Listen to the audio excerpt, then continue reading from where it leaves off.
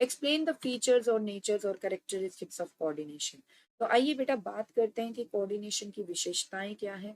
मैंने आपको पहले भी बताया था, फीचर्स का मतलब होता है आप उस पर्टिकुलर चीज के बारे में कुछ भी जानते हैं, ये उसका क्या होता है, फीचर्स। ठीक है, फीचर्स को हम कैरेक्टरिस्टिक्स भी बोलते हैं, एट्रीब्यूट्स भी बोलते हैं, नेचर भी बोलते हैं, एस्पेक्ट्स भी बोलते हैं।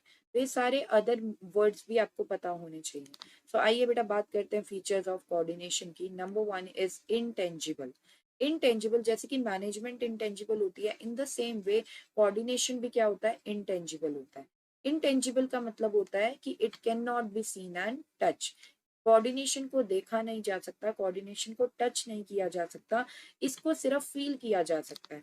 अगर हम देखें कि ऑर्गेनाइजेशन की एक्टिविटीज सारी की सारी अच्छे से चल रही हैं, सब एम्प्लॉयज हैप्पी हैं, तो वो क्या है, उसके अंदर एक कोऑर्डिनेशन है, इसलिए ये सब कुछ अच्छे से चल रहा है। तो coordination in an organisation can not be feel and touch, but its presence can be felt with proper working of the organisational activities. Next बेटा परवेसिव। परवेसिव का मतलब होता है प्रेजेंट एवरीवेयर, और आप इसे बोल सकते हैं यूनिवर्सल। कहने का मतलब ये है कि कोऑर्डिनेशन हर एक कंपनी में चाहिए। कोऑर्डिनेशन क्या है, यूनिवर्सल है, हर एक कंपनी में चाहिए, चाहे वो स्मॉल कंपनी है या वो मीडियम साइज कंपनी है या वो लार्ज साइज कंपनी है। स्मॉल स्केल पे ऑपरेट कर रही है, मीडियम स्केल पे ऑपरेट कर रही है या लार्ज स्केल पे ऑपरेट कर रही है। प्रॉफिट मेकिंग है या नॉन प्रॉफिट मेकिंग है, लॉस में जा रही है या प्रॉफिट में है, या एनजीओ टाइप है, कुछ कुछ भी हो, बिजनेस हो या नॉन बिजनेस ऑर्गेनाइजेशन हो। जैसे कोऑर्डिनेशन अभी मैंने आपको स्टार्टिंग में ही बताया था, हमारे घर में भी कोऑर्डिनेशन चाहिए फैमिली मेंबर्स के बीच में, राइट। तो कोऑर्डिनेशन टेम्पल में भी चाहिए, कोऑर्डिनेशन चर्च में भी चाहिए, कोऑर्डिनेशन गुरुद्वारास में भी चाहिए, राइट। तो coordination is required everywhere, whether it is business organisation और non business organisation. That's why we say that coordination is pervasive. तो आइए बेटा रिकॉल करते हैं, coordination is universal as it is required in all types of organisation, small, medium, and large sized organization, profit making or non profit making, business or non business organizations. Next बेटा बात करेंगे continuous process. Continuous process का मतलब क्या होता है, continuous process का मतलब होता है एक चीज चलती जा रही है ना, एंड नहीं हो रही है, ठीक है, ऑन गोइंग है, you can say on going, right. Continuous process होता है कोऑर्डिनेशन बेटा। कहने का मतलब ये है कि जब तक कंपनी सरवाइव करेगी ना, तो कंपनी के अंदर क्या चाहिए, कोऑर्डिनेशन चाहिए।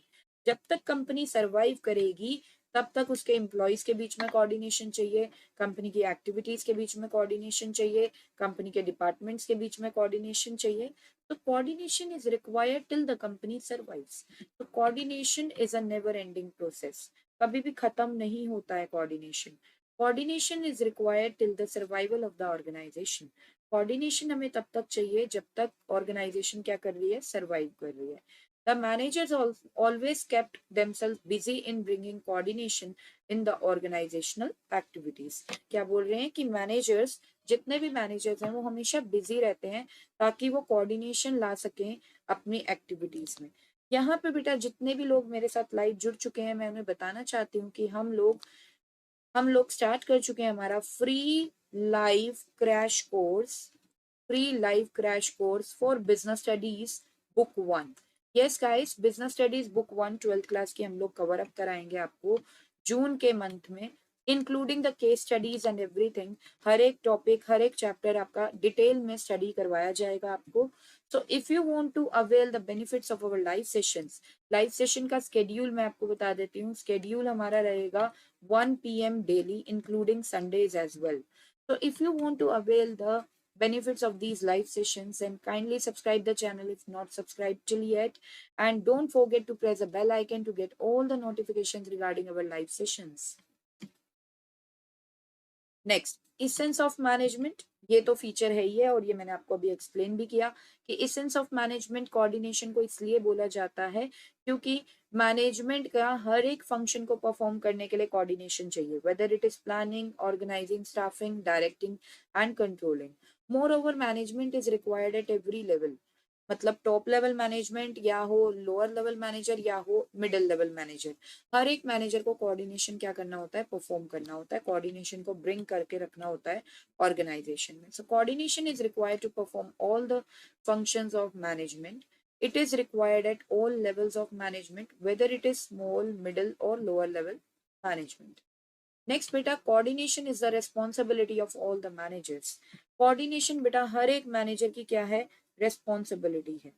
ठीक है, हर एक मैनेजर की रेस्पॉन्सिबिलिटी क्यों है, वो इसलिए है क्योंकि कोऑर्डिनेशन बहुत ही ज्यादा इंपॉर्टेंट है. जब तक मैनेजर कोऑर्डिनेशन नहीं लाएंगे ना, तब तक ऑर्गेनाइजेशन आगे नहीं बढ़ सकती है. तो इसीलिए हर एक मैनेजर की रेस्पॉन्सिबिलिटी है बेटा, हर एक मैनेजर की ड्यूटी है कि वो कोऑर्डिनेशन मेंटेन करके रखे अपने सबॉर्डिनेट्स के बीच में, जो उसका डिपार्टमेंट है पर्टिकुलर, उनकी एक्टिविटीज के बीच में. So coordination is not the responsibility of top level managers only. हम ये नहीं कहेंगे कि कोऑर्डिनेशन सिर्फ टॉप लेवल मैनेजर की रिस्पॉन्सिबिलिटी होती है. ये रिस्पॉन्सिबिलिटी बेटा टॉप लेवल मैनेजर्स की भी होती है, मिडिल लेवल मैनेजर्स की भी होती है, एंड लोअर लेवल मैनेजर्स की भी होती है. So let's recall this point. Coordination is not the responsibility of top level managers only, but it is the responsibility of all the managers, whether belongs to top level, middle level, or lower level.